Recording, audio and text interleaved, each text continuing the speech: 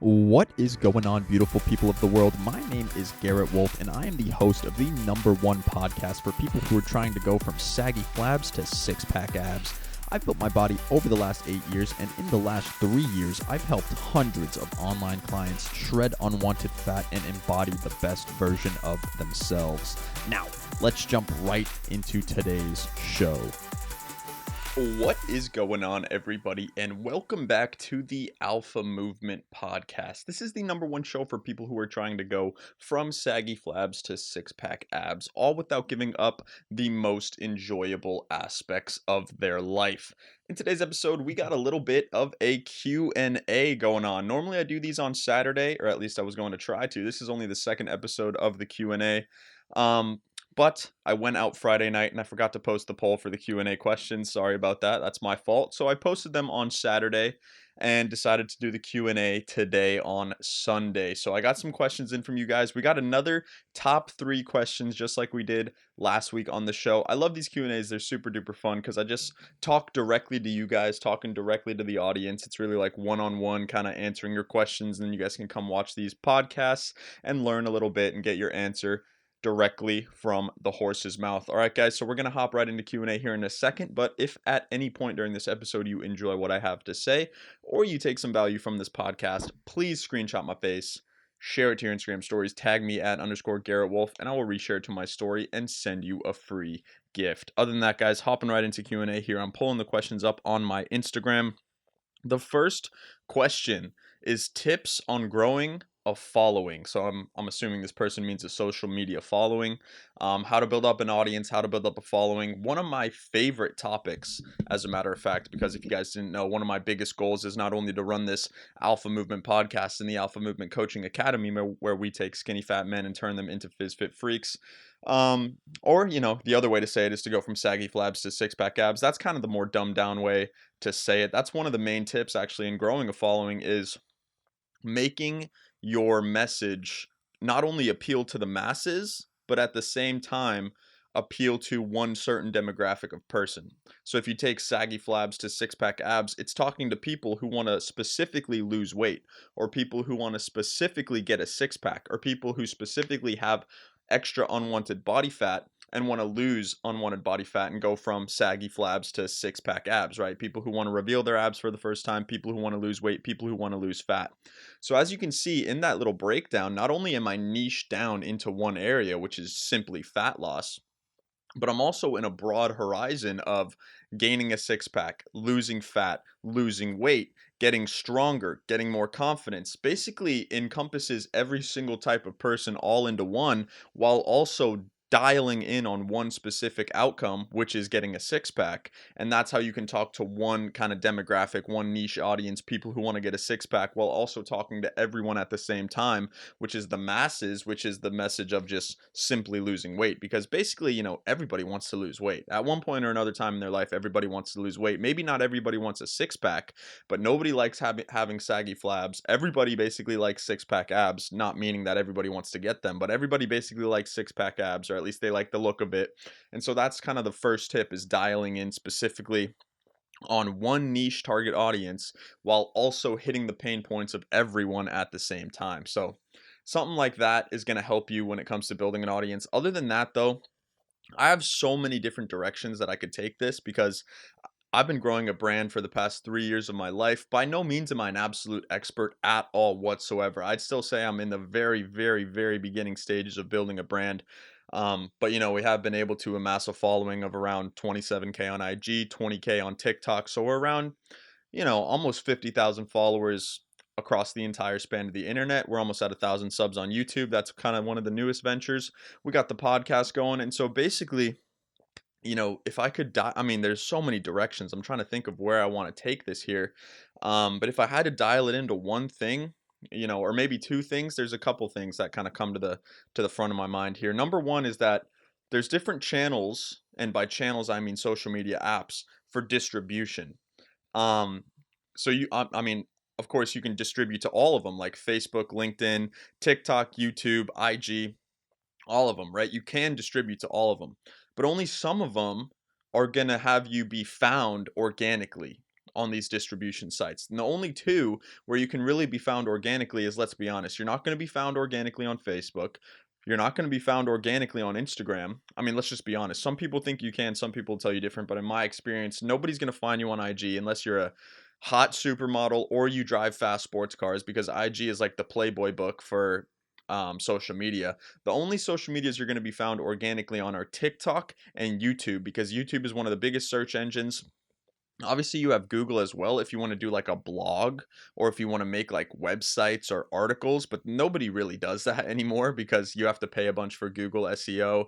You have to get people known, get people known about your blog. It takes years to start up. So I'm just going to ignore that side of things. So the only two that you can distribute on where people might find you organically is TikTok and YouTube. TikTok is obviously the short form version.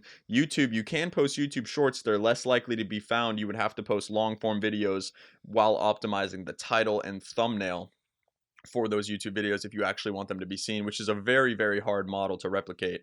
You kind of have to go off analytics. You kind of have to be hungry for reading analytics, figuring out what works, what doesn't, who's popping right now, who's not popping. But for TikTok, basically anything can go viral. TikTok's like the wild, wild west for going viral, for virality. I've gone viral multiple times on TikTok for basically just posting, pop, whether it's, I don't know why Siri just came up. That was incredibly weird. But posting, podcast clips or even talking videos or even reaction videos, anything can go viral on TikTok. So when we're talking about building up a brand, you're gonna want to distribute as much content as you possibly can. That's why I run the podcast. I break the podcast into clips, post them to shorts, reels, Facebook, TikTok as well, obviously.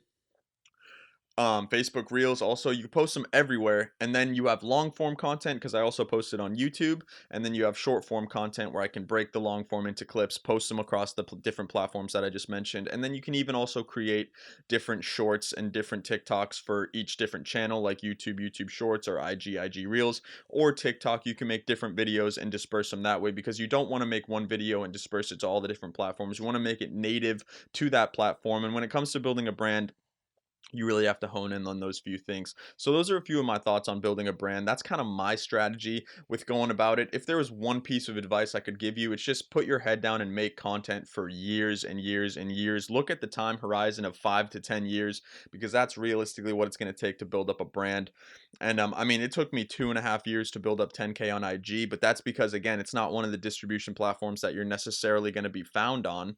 You should be focusing on TikTok and YouTube if you're trying to grow a brand out of nothing. But that being said, one thing I've definitely noticed in building a brand is most people who have the biggest brands do crazy big things in real life. So not only is it what you post on the internet that matters, but what you do in real life that matters. For example, Dan Bilzerian, if you guys know who he is, he wasn't really popular until he released his book. Then he released his book and he came up with a social media strategy, and then boom, he started popping off on social media. Logan Paul, right? He was on Vine, which the new Vine is TikTok. And then he transferred from Vine to YouTube.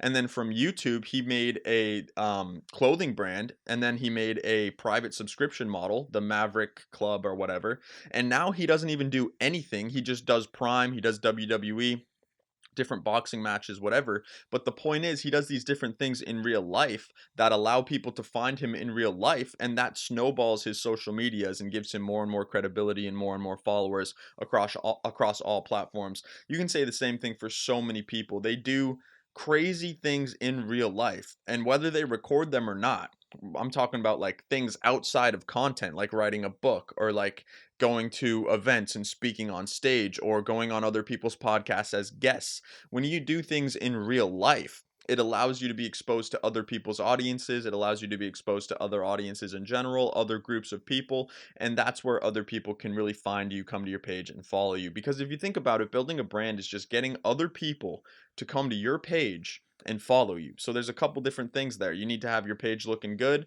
You need to have a message. You need to have some core values. You need to be like who you are inside and out in real life. You need to do different things in real life to meet new people so that they come to your page and follow you. And nobody really wants to come to a page with like 1,000 followers and follow them. They don't really look like anybody. So that's kind of my 2 cents on on the topic. There is definitely a shit ton that goes into building a brand. I'm only 3 years in. I haven't been going 100% the whole time.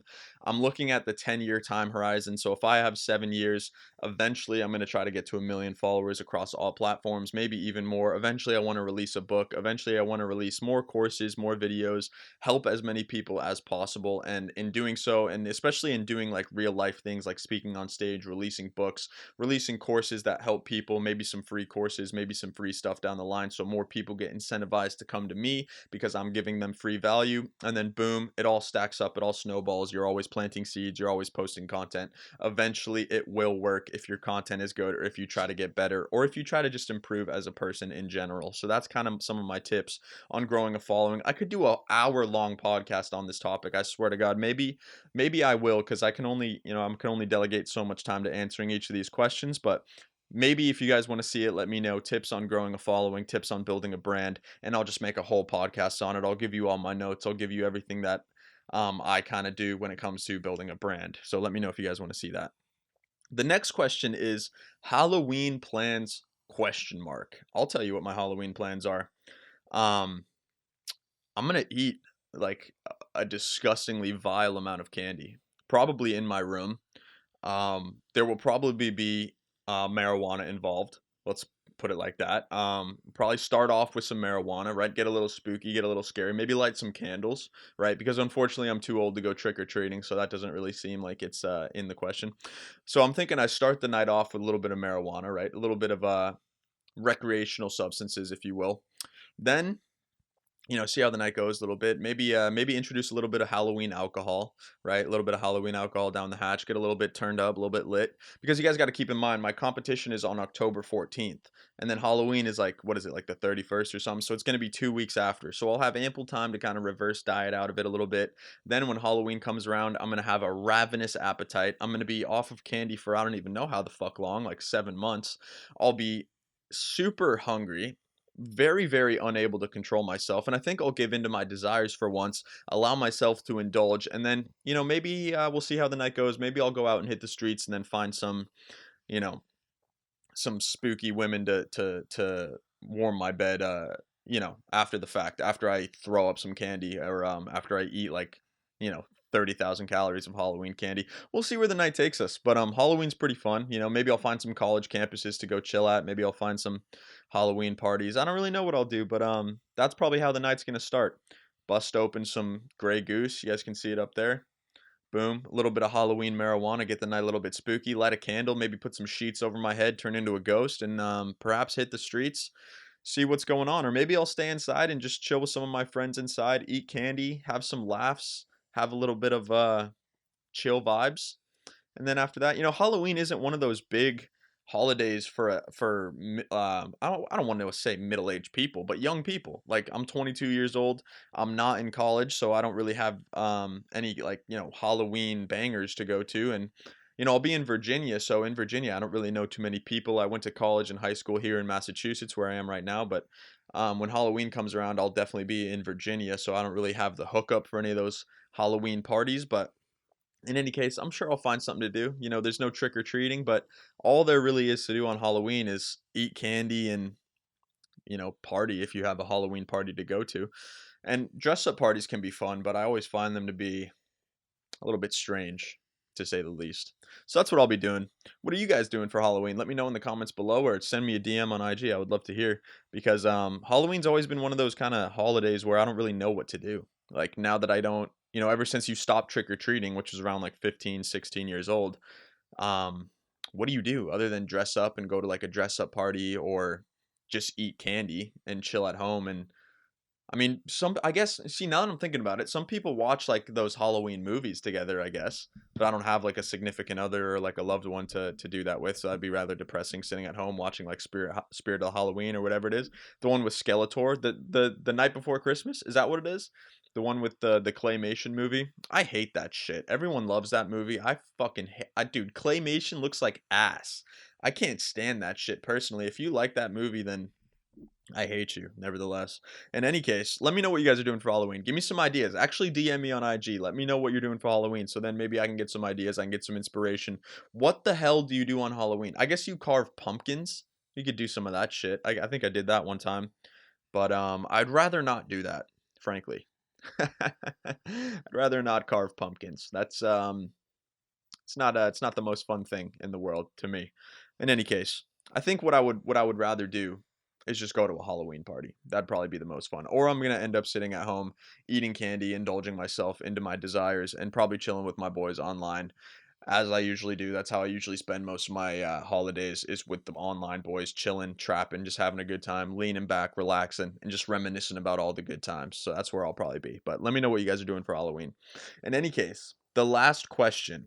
When is slash was the competition? So my competition is in 12 days. It's currently October the 2nd. My competition is October the 14th. I'm leaving on October the 13th, so literally 11 days from now. I'm stoked, I'm excited, but frankly, I really just want it to be over. I'm hesitant to give you guys some of my true thoughts of contest prep and bodybuilding, men's physique, because I know that I'm in the heart of the storm right now. I'm feeling the most amount of damage that you will feel in this competition because, again, I'm only 12 days out. I'm feeling the damage, I'm feeling the repercussions, and I'm hesitant to give you my true feelings on it because I don't know how I'm going to feel after. I don't know how I'm going to feel after I indulge myself into my desires, after I eat all the food that I want to, after I'm free of the chains of the show. But um I'm like, I'm just not really enjoying the process, man. It's like you're starving yourself every day, all day, fighting with your cravings. You have absolutely no energy to go to the gym, or at least I do. This is what I'm experiencing. I have absolutely no energy to go to the gym, despite the fact that I'm eating like 150 grams of carbs, which is pretty low, considering. Sometimes I'm at 300 to 400 grams when I'm not on contest prep.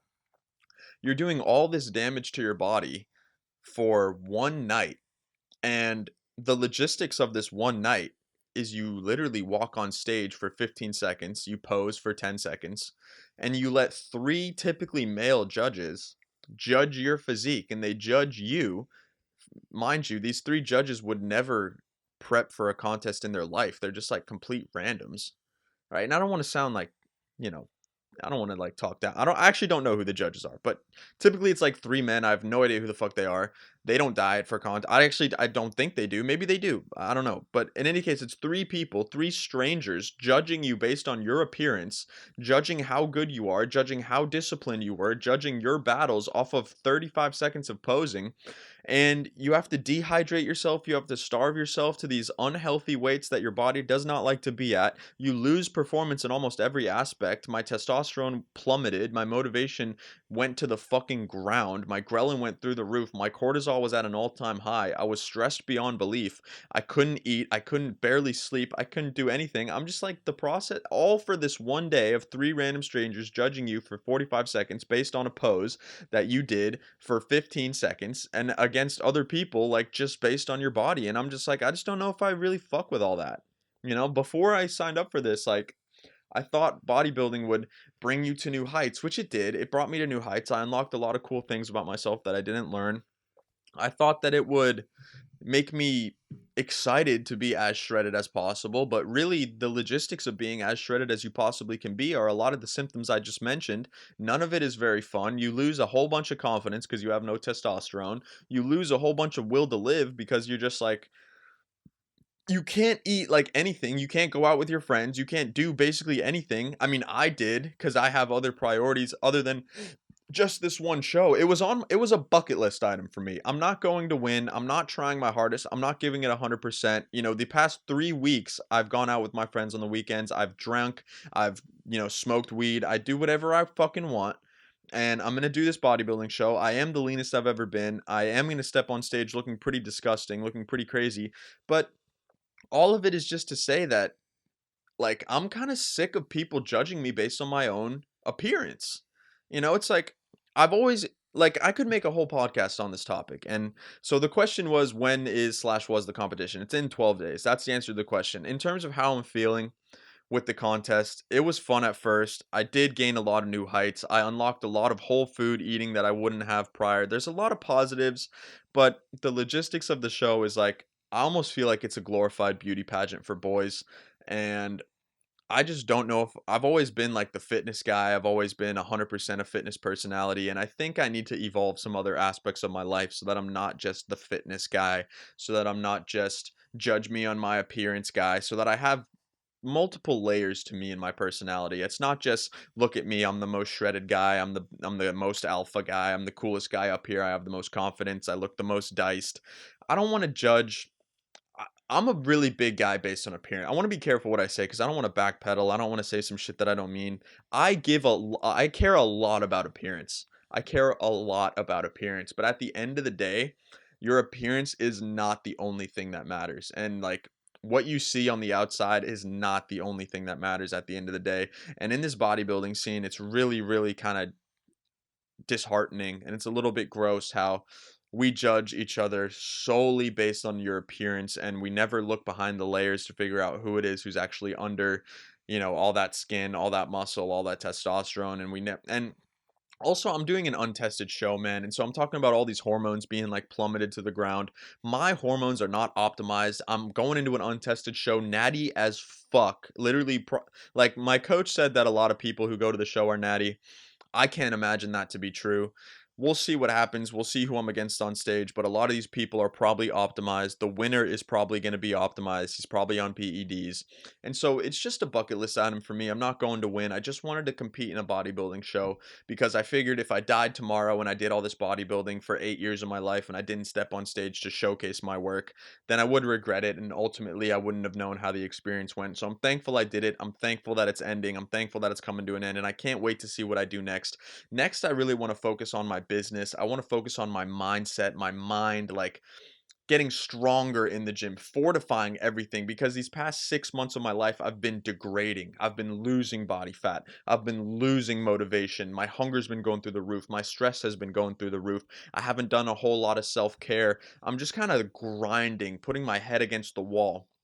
And after that, I want to relax a little bit, dial back, allow myself to eat food without tracking it, allow myself to eat until I'm satiated, allow myself to get stronger in the gym, let my cortisol come down, let my ghrelin come down so that I'm feeling satisfied. I'm not always thinking about food. I'm going to go for a 315 bench. If you guys follow me for the past year now, you know I was going for a 315 bench prior to signing up for this competition. Obviously, I can't hit a new PR when I'm starving myself. So I had to stop at a 295 for one PR. I want to bench 315 naturally, and I'm going to do that after this competition because we need a goal to strive to. And so this competition is the goal I'm striving towards right now. But after that, some of my future goals are building my business, the Alpha Movement Academy, building that up, continuing to podcast, posting more long form YouTube videos. I really want to do that, dialing back my training so that I'm getting stronger in the gym and just allowing myself to fortify and build once again rather than being in this state of deprivation and state of kind of starvation and not really feeling satisfied with myself or my life, which is kind of what I've been experiencing over the last 6 months of this disgusting, vile cut that I've been on. So in any case, those are the answers to some of your guys' questions. That brings us to the end. That's it. That's all. I hope you guys got some value. If you got some value out of today's podcast, please screenshot my face, share it to your Instagram stories, tag me at _Garrett Wolf, and I will reshare it to my story and send you a free gift. Other than that, guys, it has been your boy Garrett Wolf, and I will see you all in the next podcast episode. Peace, guys. Thank you so much for tuning in today. Hopefully you got some value. If you did get value and you want to learn a little bit more about how you can go from saggy flabs to six-pack abs, just head over to my Instagram at _Garrett Wolf, DM me the word six-pack, and I'll reach out to you and see if I can help. Again, thank you guys so much for tuning in today, and I will see you all in the next podcast episode. Peace.